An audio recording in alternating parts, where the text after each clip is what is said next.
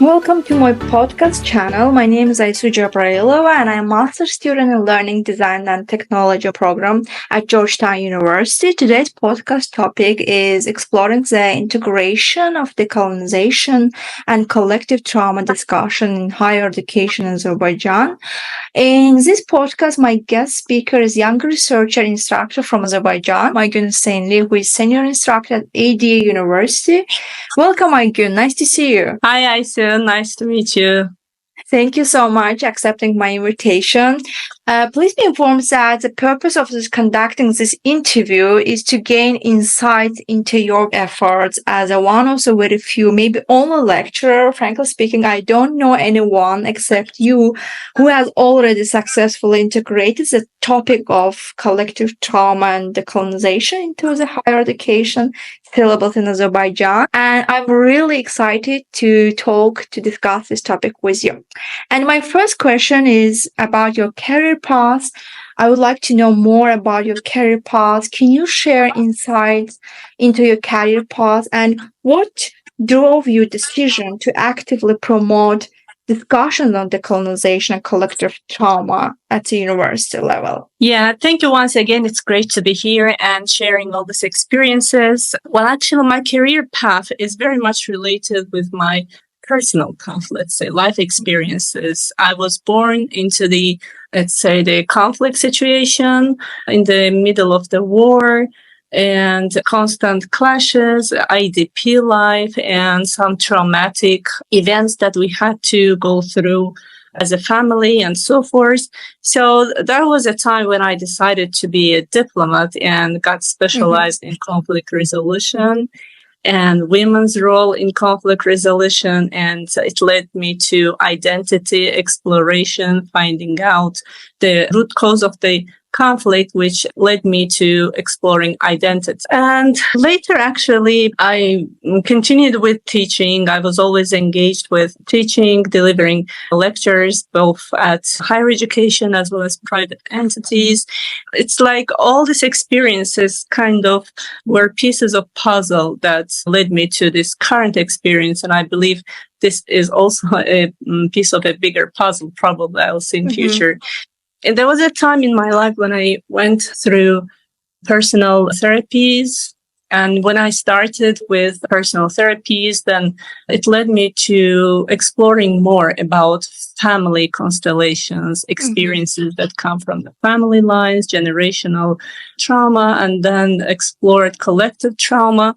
And I could see how all of this is related with each other. Usually we see like in therapy healing, it's mostly explored at personal level or at, let's say, family level as a different practices, family constellation, other therapy sessions. Also, I explored collective traumas, but I could find that not really much. At that time, I could find none actually about the post-Soviet countries, societies that had actually encountered during the last 200 years of colonization, different conflicts, occupation, etc. But I couldn't find any material. So I was mostly reading and getting familiar with other cases in different parts of the world. And so I decided to explore it at academic level, maybe pursue a degree on it. But at the moment, I had a chance to teach Azerbaijani studies at ADA University. I was teaching a different subject before, but when I was offered Azerbaijani studies, I said, wow, this is a subject that gives me a chance to bring together all the experiences and the knowledge that I have accumulated about, as a former young diplomat, all the information I have accumulated about history, culture of the country, as well as the trauma therapies that I learned. I also took certain courses and practices. Now I'm also a practicing trauma therapist at the moment. So incorporating all these experiences into this course, like bringing them together and showing this as a sample, as an example, as an insight for students, it was like a chance. I would say it was a great chance actually to introduce and share this experience with students. Yeah, thank you so much. Oh my God, Aygun, you have really great experience. I get my second question is about challenges. How have the students responded to this topic in your seminars? Because as you know, we are from Azerbaijan and it's really a sensitive topic. Do you think that Azerbaijan society is ready and open for this discussion on this topic? And as you know that if we would give the cultural context of Azerbaijan, how do you approach the topic of collective trauma and decolonization with cultural sensitivity? Are these specific consideration you take into account? Yeah, definitely. I will start with the students' engagement. I could hear from my former students, senior students, discussing that they hear that you are doing kind of family constellation or you are doing like this trauma healing, etc., like informative. They were very interested. I did not expect this, but I should. You know, these days, trauma healing, energy work is very popular, and people are interested in exploring themselves, especially young people. We see resistance mostly among probably our parents, maybe more older generation, but among the younger generation and my students, I see them going to different meditation sessions, group work, energy work, and they were very interested, engaged. They all participated in all the activities, discussions. As for the cultural sensitivity, I received, so according to the methodology and procedures of the class, first they submitted many things in written. I also gave them a chance in class when we were working to respond in written, and then whoever wants to share, they would share. And it is very important to handle the situation very professionally because people are sharing some sensitive issues about their families, about traumatic experiences their families faced, losses, migration. It is very important to address this with high sensitivity, respect in the classroom to ensure it also it's important also to have this therapeutic approach and experience, so that if any issue rises, students can get emotional. Some students may react in not a very appropriate way. So for that, it's important to have that expertise. What other challenges have you encountered during this outreach process? How did you navigate and overcome these challenges? And have you received support from the institution in this incorporating these topics? I mean that in administrative level, maybe have you had campus research professionals like a psychologist in your class? You say that expertise. What type of expertise you had? My main challenge actually was with grading assessments because I built this incorporated family tree and it took like several weeks. So if I go through the methodology and how I designed it, I started with explaining the trauma. We started learning the trauma work, how trauma affects brain, what are the trauma responses, how trauma affects growth of consciousness, our thoughts, etc. And then we talked about epigenetics and different samples in the history, how traumas transmitted through the generational lines. And then, it was kind of question and answer, but I asked them to take a moment to reflect, write their answers, and then share if they wanted. I talked about the trauma symptoms, Bob, and we discussed how we see it in the society, etc. So in this part, I did not face any serious challenge, and students were very actively participating. But as I said, the family tree was a separate assignment that they based on a certain criteria and requirements and analytical approach. But grading the assessment of it was a little bit challenging because there were some students who could not provide further information, or their grandparents moved from, let's say, southern Azerbaijan, and they have no connection, no information about their roots. So now those who do not have much information could not find, and it was difficult. For this, in order to address this challenge, I have asked actually our institution that I need some support with educational expert, and we will actually have certain training about how to fill in the gaps in assessment of this kind of assignments, because usually we do not get this kind of assignments. They are more tangible, actually.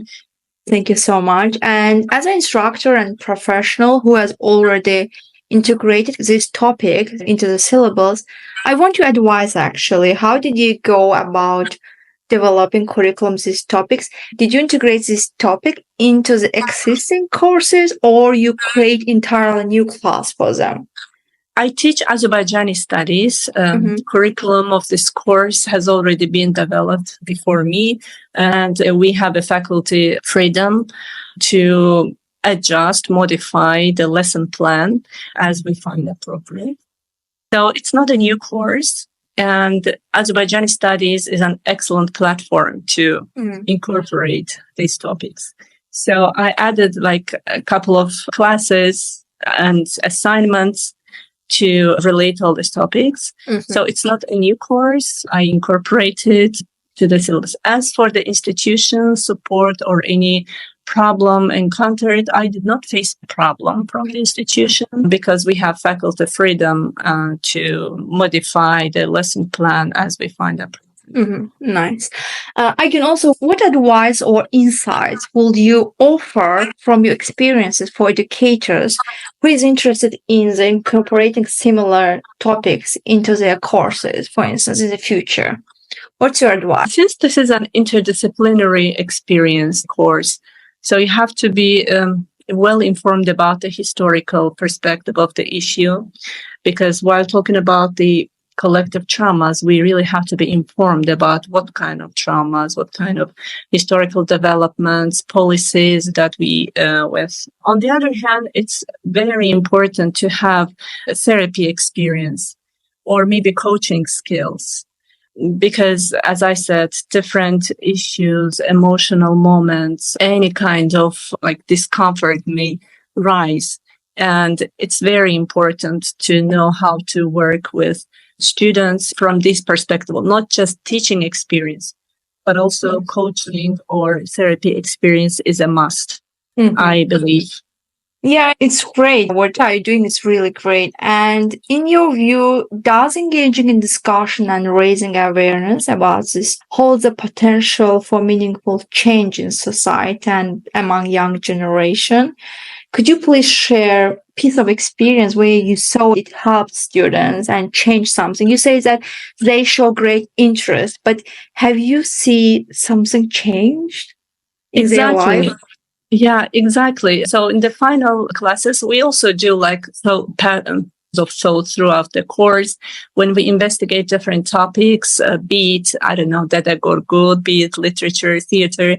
There are certain questions and areas where they analyze what kind of thoughts do they see, for example, about women, what kind of thoughts that they find among Azerbaijanis, like general, what kind of patterns they see, attitude to maybe children, attitude to money, education. So in the end, when we discuss all of it, this thought patterns, family tree, their personal experiences, and their research, I see how students, they confess that this generational gap is kind of bridge. I see it as a bridge with this generational gap. What I mean is that they confess now, I understand my parents much better now. I understand why they are so harsh with me or why they are so protected, why they cannot allow me to speak up because they understand, okay, I know they did not have a chance to speak up or they experienced war and because in the family tree, we analyzed like grandparents had gone through war, World War II, I don't know this, and then they have Karabakh War in their family line. They see this relationship and they understand what's going on, what's their family patterns, what's the attitude of their parents. And this is one. And second is they get more interested in history. They go and explore different events happening in history. On the other hand, trauma responses, symptoms, it reduces, it prevents education. Because in my previous experiences, I could also see that when students are overloaded with exams and papers, I see that they go through emotional breakdown. They need support. Thank you so much. It was really interesting. I learned a lot of things. Thank you for your time, effort, and energy.